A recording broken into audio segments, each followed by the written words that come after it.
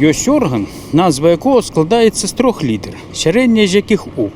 І стаіць ён для слова з 5 літар, якое заканчваецца на Да. Мне цяжка здагадацца, што это суд і ўлада, бо суд стаіць і працуе для ўлады. Яшчэ колькі гадоў таму маніторынгі паказвалі, што ў параўнанні з міліцыяй, пракуратурай і следчым камітэтам узровень даверу да судоў быў найбольшым, хаця і не такі вялікі.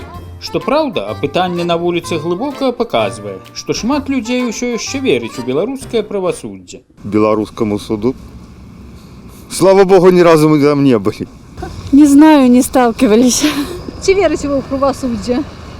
50 на 50. Верим. Веру.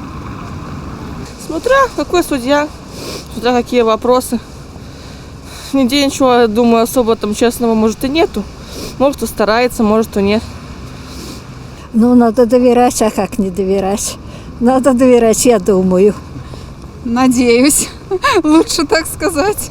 Тыя ж людзі, хто апошнім часам сутыкнуўся з беларускімі судамі, змаглі пераканацца, што справядлівасць там знайсці амаль немагчыма. І большасці з іх здаецца, што это сталася цягам апошняга года. Совсем от них душегубов жизни не стало. Але судовая сістэма заўсёды так працавала. Проста большасць людзей з ёй не сутыкалася. Цяпер, у сувязі з масавасцю рэпрэсіяў, гэтае пытанне абвастрылася. И кажется, что сейчас ситуация в судебной системе какая-то стала не такая, как была. Хотя, подчеркиваю, она какая была, такая и осталась. Калі чалавек судзіцца не з дзяржавай, то ён мае шанец знайсці справядлівасць і ў беларускім судзе.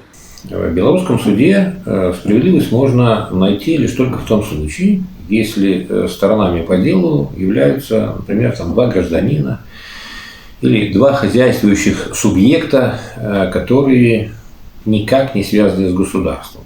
Вот здесь решение суда может быть справедливым и основано на законе. А калі вы судзіцеся з прадстаўніком дзяржавы, то тут у Феміды і вочы спяць, і сумленне. Если с одной стороны стоит чиновник или государство, то добиться справедливости в белорусском суде невозможно.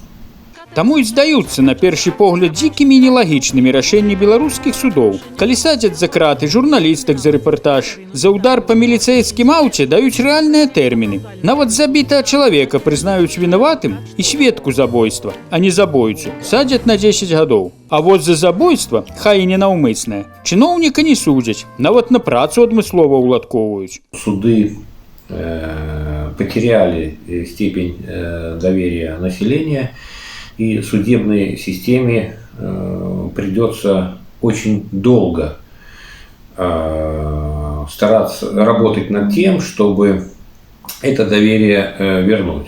Але часу ў іх застаецца не так і шмат, бо змены мусілі быць яшчэ ўчора, а цяпер нашае правасуддзе выглядае як у вядомай казцы. Тюрьма, построенная для тех, кто ворует и убивает, а у принца Лимона все наоборот.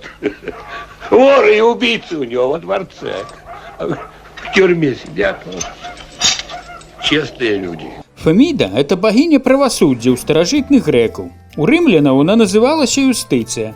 На вачах у яе павязка як сімвал неперадузятасці, а ў руках меч як знак правасуддзя.